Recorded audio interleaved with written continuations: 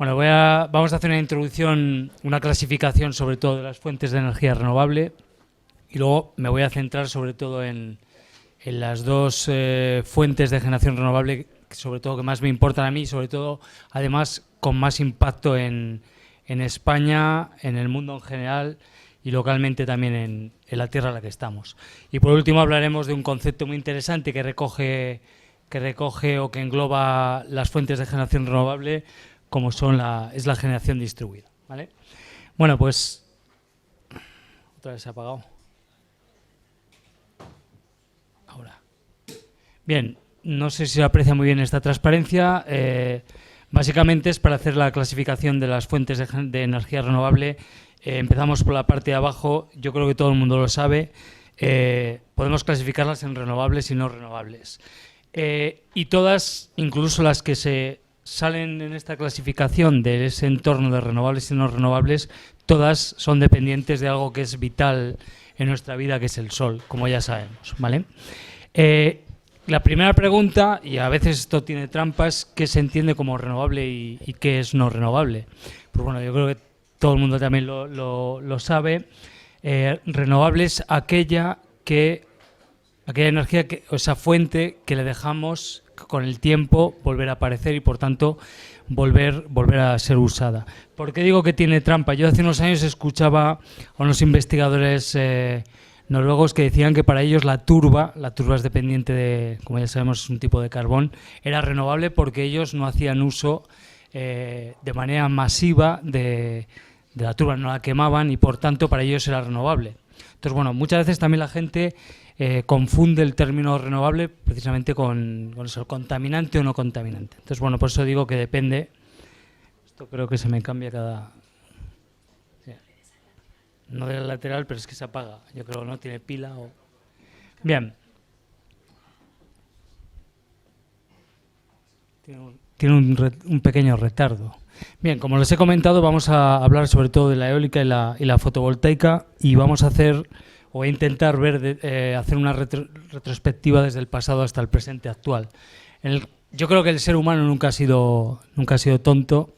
Parece que ahora creemos que no sabemos todo y yo creo que eso no ha sido así. Históricamente el ser humano, como les comento, ha sabido usar el recurso existente para su beneficio. En el caso del viento, la eólica ya saben que es una tecnología que depende del viento, pues desde tiempos muy pasados, concretamente desde los persas, ya usaban, como tienen aquí en esta foto, un ingenio para intentar aprovechar la fuerza que lleva el viento y en este caso emplearla para moler grano. Es un prototipo, no voy a hablar en esta presentación de él, los alumnos que tengo por ahí, esto yo creo que ya se lo saben.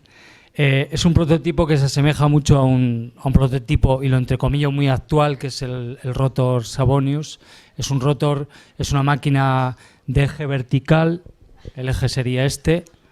Lo que pasa es que es una máquina pensada últimamente para la generación de electricidad, aunque también se usa para temas de bombeo hidráulico. Bien. Bien. La evolución es una imagen de los persas. Los persas además eran grandes navegantes, con lo cual enseguida entendieron cómo aprovechar el viento para no solo para la navegación en sus naves, sino para en este caso la generación de energía mecánica y para su uso en molienda. Las máquinas eólicas posteriormente pues han realizado, bueno, se ha producido una evolución histórica en los últimos, sobre todo, 2000 años y, por tanto, ha habido un uso u otro dependiendo del momento del año en el que estuviéramos. Este es un prototipo de un danés, Lecoq, que fue el primer señor que se puede decir que hizo la primera máquina eólica como nosotros la conocemos hoy en día. Creo que la siguiente transparencia vuelve a aparecer. Nos fijamos que estamos a finales del siglo XIX. 1892 concretamente es un año muy interesante. Bueno, es una década muy interesante. 1888 es cuando Nikola Tesla presenta el el generador de corriente alterna y bueno, también presenta el transformador eléctrico como los conocemos hoy en día y por tanto es el momento en que ingenieros más mecánicos como pudiera ser la CUG y también aprovechando la tendencia, los inicios de los estudios de la aerodinámica hace que la eólica tome un giro drástico. ¿Por qué? Porque hasta entonces, como acabamos de ver, eran máquinas muy destinadas al aprovechamiento para que la conversión en energía mecánica, molinos como los que todos tenemos en mente de La Mancha, los molinos holandeses, realmente es un molino holandés lo que se empleó en España. Y LeCoq es el primero que aprovecha esa invención. Yo siempre digo que la gente dice que la gran revolución, por supuesto, la máquina de vapor, y últimamente se habla de la informática, las tecnologías de la información, etcétera. Yo creo que no es verdad, simplemente es mi opinión.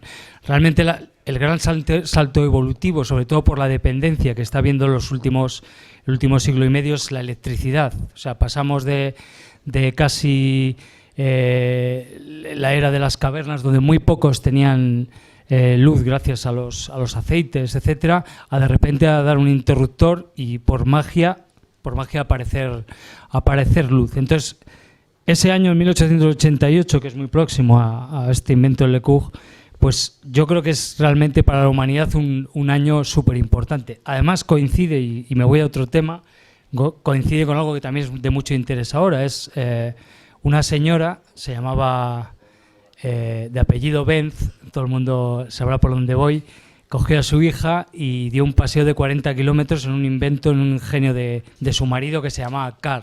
Entonces, la mujer se llamaba Mercedes y fue el momento en que el vehículo de combustión interna de aquel entonces también irrumpió en el escenario. Entonces, ese 1888, con la generación o el invento de la máquina eléctrica de corriente alterna, en guerra, por supuesto, con la máquina de corriente continua del señor Edison, se propicia que estas grandes máquinas, estos diseños, estos ingenios de la eólica, muy orientados a la energía mecánica, sirvan para un aprovechamiento de algo muy novedoso en aquel entonces, que es la generación de la electricidad. Por supuesto, es una máquina muy rudimentaria con respecto a lo que podemos entender hoy en día. Esto que tenemos aquí es un perfil el perfil del viento, que los alumnos míos lo conocen muy bien. Yo siempre lo muestro porque es importante tenerlo en cuenta. ¿Por qué las máquinas eólicas suelen ser máquinas de gran altura? Pues por esto.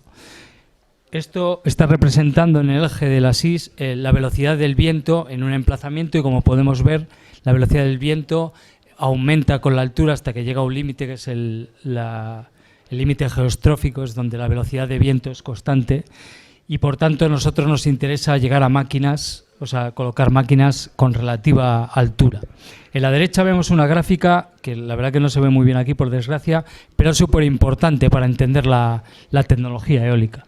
Aquí aparece en este eje un coeficiente súper importante, que es el famoso C sub P en las máquinas eólicas, que es el coeficiente de potencia. El coeficiente de potencia nos viene a decir lo que la máquina es capaz, cuánta energía la máquina es capaz de extraer a partir de la energía que lleva el viento, ¿vale? Entonces podemos ver que las máquinas que conocemos, sobre todo que son las máquinas tripalas, se encuentran en ese orden, con unos C sub P por encima, pueden alcanzar el 0,5. Y ya para empezar, y esto es una realidad de la tecnología eólica, nos encontramos con un límite superior, que es el límite de Bethe, un señor que demostró que físicamente era imposible extraer más energía del viento que el 0,59, la gente lo asocia al 0,6. Y luego, posteriormente, vino otro señor que se llamaba Glauer, que demostró que para velocidades específicas, luego aclararé lo que es la velocidad específica, velocidades específicas bajas, ese límite todavía se reducía más. Velocidades específicas, a la relación que existe entre la velocidad de viento en la punta de la pala y la velocidad que lleva el viento. Entonces, Las máquinas que conocemos nosotros, las máquinas tripalas, las que vemos en las colinas y demás, son máquinas rápidas que se conocen, tienen velocidades específicas muy elevadas, frente a otras máquinas que pueden ser, les he comentado, el rotor Savonius, de Dr. Darius, que es una máquina de eje vertical, los multirotor, los multipala, que son las máquinas típicas de las películas del oeste. Esas son máquinas lentas, tienen una velocidad específica baja y por tanto un C sub P muy reducido. Resumiendo, la tecnología eólica tiene unas limitaciones, sobre todo impuestas por un fenómeno aerodinámico, o sea que tiene que ver con el fluido. Los grandes avances de la eólica, precisamente, hablábamos antes de 1892, tuvieron la suerte, no solo la parte de la invención del generador eléctrico, sino tuvieron la suerte de los grandes avances en la aeronáutica, como he comentado. Esos primeros años del siglo XX aparecieron personas, todavía lo tengo en la cabeza cuando me examinaba, dos polacos, Kuta y Yukowski, no sé, Víctor, que es físico, igual me corrige, porque igual no pronuncio bien el polaco, fueron dos señores que trabajaron mucho hicieron estudios aerodinámicos. En aquel entonces hubo un señor que sobre esas palas rudimentarias que Lecoq había diseñado, haciendo unos ligeros cortes en la base y en la punta, descubrió que precisamente lo que conocemos nosotros ahora como velocidad específica, la velocidad en la punta de la pala aumentaba hasta casi 10 veces más la velocidad del viento, de tal manera que podíamos ir a máquinas de velocidad rápida y por tanto el coeficiente ese que nos limita aumentarlo mucho. Entonces eso también fue un avance muy muy interesante. Si me hace caso, yo creo que hay mucha gente por medio. Ahora, bueno, con respecto al futuro de la eólica, sobre todo hemos hablado de alturas de las máquinas. El otro día con mis alumnos del máster estuvimos visitando, y es un orgullo para la gente de Soria tener en la provincia, en este caso en Ágreda, una fábrica como la de Siemens Gamesa, y me comentaron que ellos montan desde hace mucho tiempo máquinas de 2 megavatios y están ahora empezando a montar, ya no son prototipos, porque son una realidad, máquinas de hasta 4 megavatios de potencia.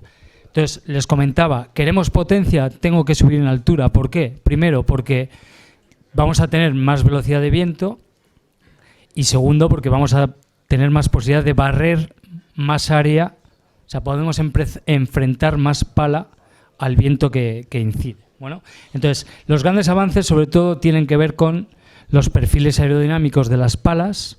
El otro día nos cruzamos nosotros con un camión que llevaba unas palas y, bueno, la gente se suele impresionar con el tamaño de las mismas. Yo que me fijo en algo más, pues veo que cómo evolucionan también el perfil, algún detalle sobre todo de las puntas de la pala, que es la criticidad suele estar aquí, no tanto en el encastre. Entonces, bueno, la aerodinámica para aprovechar mejor fuerzas de sustentación y no de arrastre de la pala es la tendencia.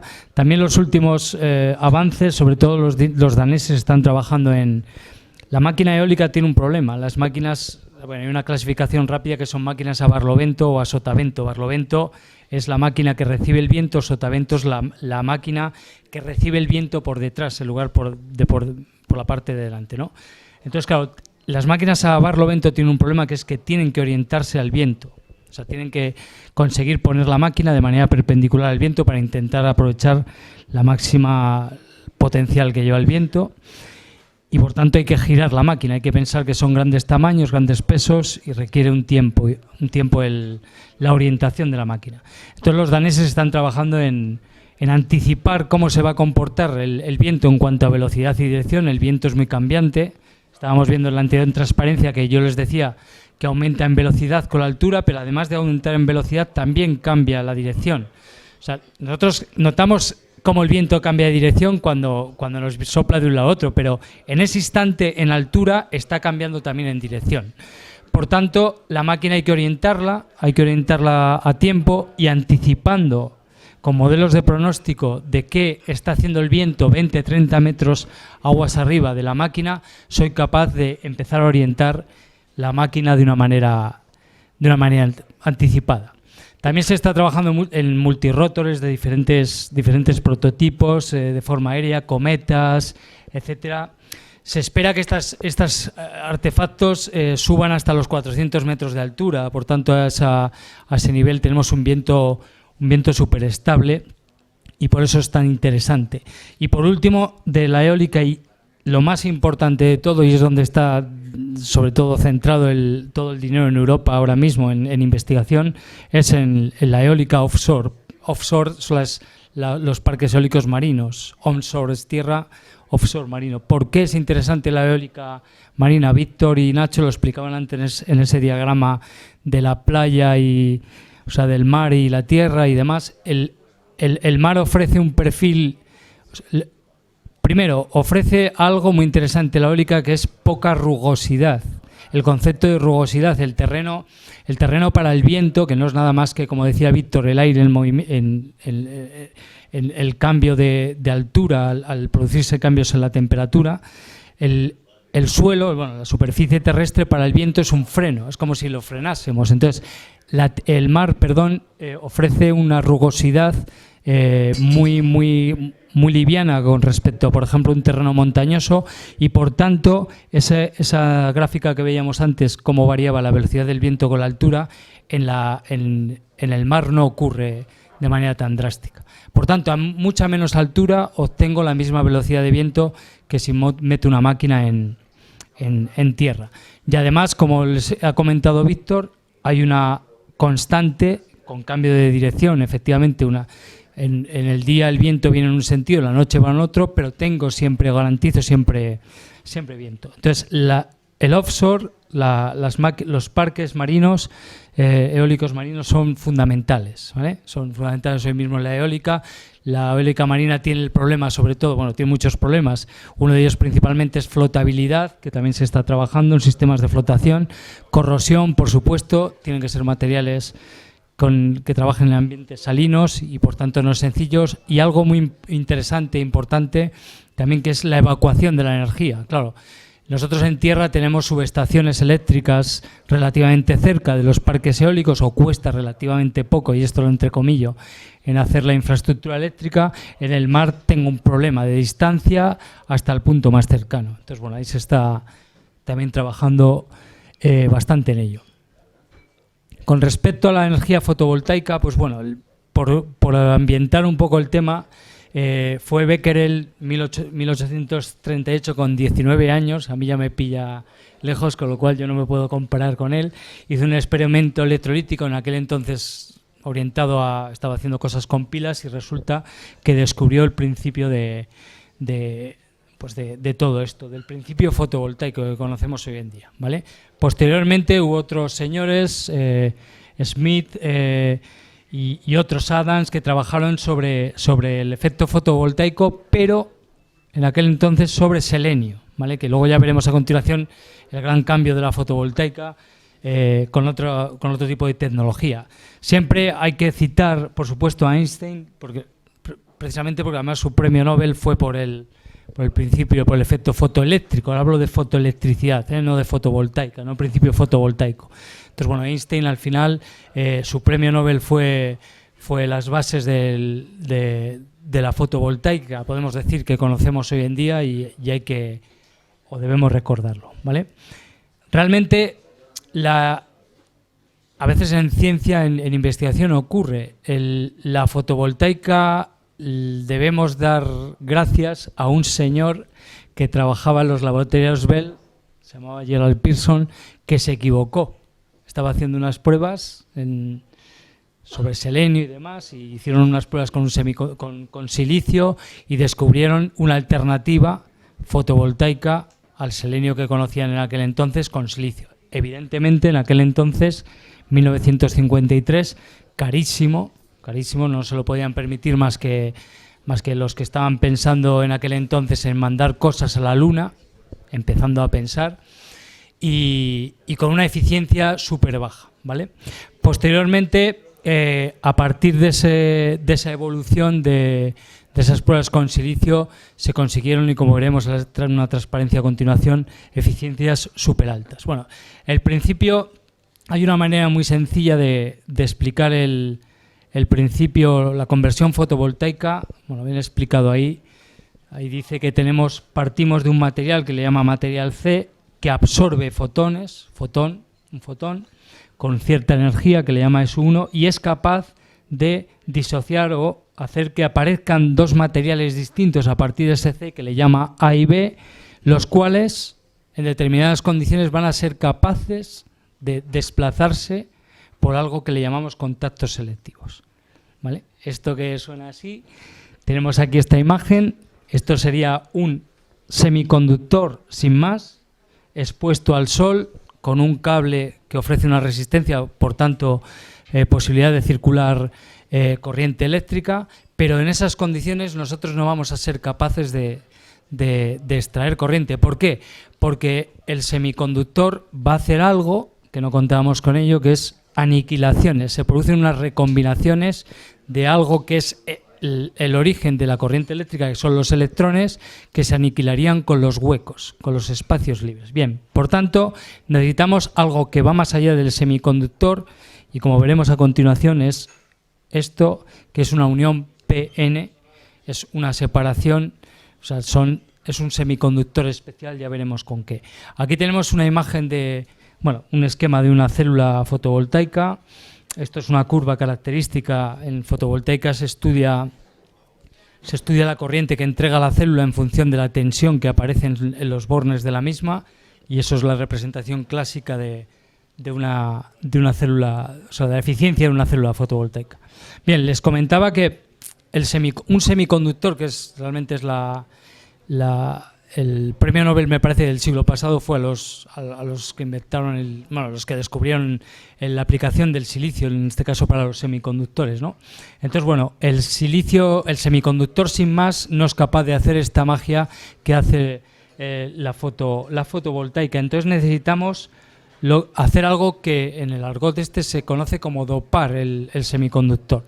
O sea, tenemos que conseguir una unión PN de esas que veíamos en base, o sea, hay dos tipos, unas que se conocen como donadoras y otras aceptoras. Donadoras, ya lo podemos entender, la palabra, van a ser aquellas que donan, que ceden algo, ya veremos el qué, y las aceptoras son aquellas que van a ser capaces de recibir algo. Bien, un semiconductor lo tenemos aquí, yo lo intento explicar de la siguiente manera. Los átomos están ahí con el neutrón, el protón, todas estas historias. Los electrones están dando vueltas alrededor del mismo, forman, cuando estudiamos en el instituto, los enlaces covalentes, iónicos, todo eso que ya ni me acuerdo. Entonces, nosotros tenemos diferentes tipos de materiales, los materiales conductores, semiconductores y los aislantes. Vale. Como ven en la foto, tanto semiconductor como aislante aparece un espacio blanco, que es lo que se conoce como energía del gap. La energía del gap es aquella que hay que suministrarle al material para extraerle un electrón de la banda de valencia y pasarlo a la banda de conducción. En el conductor, en el momento que un electrón cae ahí, se mueve. En el aislante, yo no soy capaz de entregar tantísima energía como para hacer que ese electrón vaya de una banda a la otra. En cambio, en el semiconductor, que tiene un gap bastante más pequeño, en el caso del silicio, en el caso del selenio y otros materiales, sí que soy capaz de extraer ese electrón y pasarlo a esa banda de conducción, ¿vale? Aquí tenemos una gráfica del efecto de dopar con una impureza donadora o aceptora. En el lado izquierdo, con el boro tiene, si no me equivoco, yo no soy químico como Nacho, o sea, no me gusta la química como Nacho, creo que tiene 3 electrones en la última capa, por tanto, el silicio, que tiene 4, es capaz, como vemos ahí, de unirse con 3 átomos de silicio y deja un hueco. Por eso cuando se estudia a los físicos les gusta mucho explicar el principio fotoeléctrico dicen la teoría del hueco, del electrón hueco. Efectivamente, hay electrones, hay huecos y hay movimientos de ambos, de electrones y huecos, para precisamente aparecer la circulación de la corriente eléctrica. Entonces, el boro, en este caso esa impureza del boro, es capaz de recibir un electrón. es capaz de recibir un electrón y, por tanto, si recibe un electrón se produce una circulación de electrones que, consecuentemente, lleva una circulación de corriente eléctrica. En cambio, el fósforo no tiene 4, sino 5. Entonces, hay un electrón que está por ahí orbitando, ligado de una forma muy débil y tampoco está ligado con un silicio, y en el momento que reciba la energía suficiente por encima de esa del gap, ese electrón va a ser capaz de desplazarse a la banda de conducción y moverse, ¿vale? ¿Cómo hacemos esa entrega? Y por eso es maravilloso la fotovoltaica. ¿Cómo somos capaces de aprovechar esta oportunidad que tenemos? Con la energía que lleva el sol, el fotón que lleva la irradiancia del sol. Por tanto, es una energía que tenemos gratis, no, lo siguiente, igual que el viento, y que deberíamos aprovechar o intentar aprovechar de una manera diferente. Bueno, esta transparencia presenta la evolución en cuanto a eficiencia, la evolución en laboratorio de las diferentes tecnologías fotovoltaicas que aparecen. Bueno, podemos ver, con independencia del tipo de tecnología, últimamente se está trabajando en células multiunión, células tándem, otras tecnologías que no solo son el silicio, etcétera. Podemos ver que hay eficiencias que se acercan al 50%, en laboratorio. Yo recuerdo hace unos años un señor en un congreso que asistí comentó que, claro, era otro momento histórico en España, momento que no quería nada saber de la energía, pero en fin, comentó que la tecnología fotovoltaica era una tecnología totalmente madura y que no tenía sentido seguir financiando algo que tenía un rendimiento por encima, una eficiencia, por debajo del 20%. Entonces, claro, yo me enfadé mucho, evidentemente. ¿Por qué? Porque a ese señor habría que haberle dicho: ¿usted tiene algún coche? ¿Usted maneja un coche? ¿Es de combustión interna? Sí. ¿Qué eficiencia tiene un motor de combustión interna? Ridícula. Bueno, igual de súper bajo. Entonces, claro, el ser humano tenemos la suerte o la desgracia de que hacemos ingenios, que hacemos lo que podemos. O sea, muchas veces tenemos eficiencias súper reducidas. Hay otros ingenios, por ejemplo, generador eléctrico, transformador eléctrico, máquinas hidráulicas, por ejemplo, que tienen eficiencias relativamente altas, pero otros son lo que son. Entonces, después de casi 100 y pico años, a nosotros se nos ocurre decir que los motores de combustión interna que no los pongan en circulación porque la eficiencia es del 20, del 22, a nadie se le ocurre, porque es lo que tenemos. Es la realidad también, pero es lo que tenemos, ¿vale? De hecho, el ciclo Otto no va a mejorar. O sea, podemos mejorar electrónicamente lo que queramos, pero el ciclo como tal no va a mejorar. En cambio, la tecnología fotovoltaica podemos ver como desde los inicios, eso está aproximadamente el 75, el señor de Bell lo descubrió en 50 y tantos. En pocos años, el vehículo de combustión interna deberíamos remontarnos, pues eso, a cuando el señor Otto, el señor Diesel marcaron su ciclo, muchísimos más años que esto que tenemos en este eje. La evolución de la eficiencia ha sido bastante alta. Por tanto, ese comentario, evidentemente, pues sobraba.